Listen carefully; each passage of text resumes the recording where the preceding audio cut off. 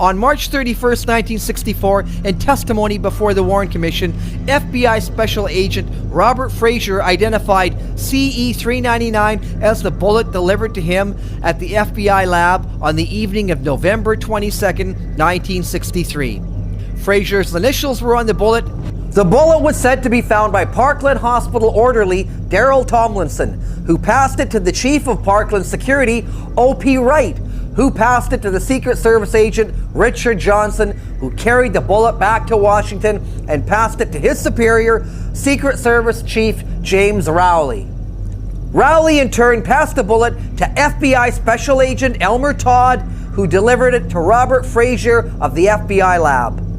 Tomlinson had given testimony to the Warren Commission in Dallas 11 days before Frazier, and although he was questioned at length about where and how he found the bullet, Tomlinson was never actually shown the bullet because Commission Exhibit 399 was not turned over to the Warren Commission until the day after Tomlinson's testimony.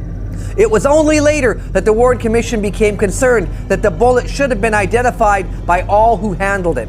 In June 1964, CE399 was sent to Dallas and shown to Tomlinson and Wright at Parkland Hospital. Neither could identify it as the bullet they handled. Back in Washington, the bullet was shown to Johnson and Rowley of the Secret Service. Neither could identify it. So incredibly, the first 4 people in the chain of possession could not identify CE399 as the bullet they handled months earlier. It was left to Special Agent Elmer Todd to identify CE399, and he did so by claiming that he could recognize his initials on the bullet.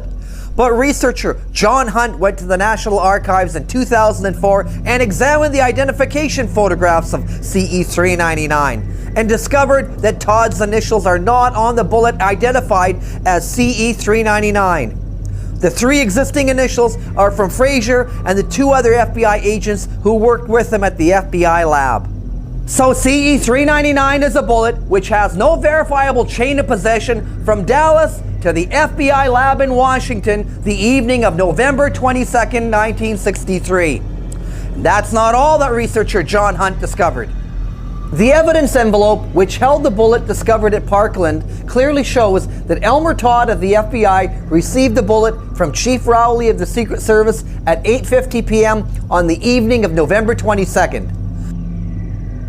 But Robert Frazier at the FBI lab received the bullet which he identified as CE399 at 7:30 p.m. almost 90 minutes earlier. How could this be?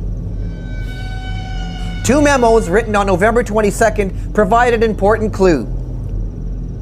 The FBI's Gordon Shanklin, in a memo written on the day of the assassination, clearly describes 2 bullets, one which killed the president and one recovered from Governor Connolly. A second memo written by the FBI's Alan Belmont also clearly describes 2 bullets. Both of these are taken from the president. The memo was distributed and signed off by nearly every senior FBI official, including J. Edgar Hoover. But reference to these multiple bullets soon disappeared from the FBI's investigation, never to be referred to again.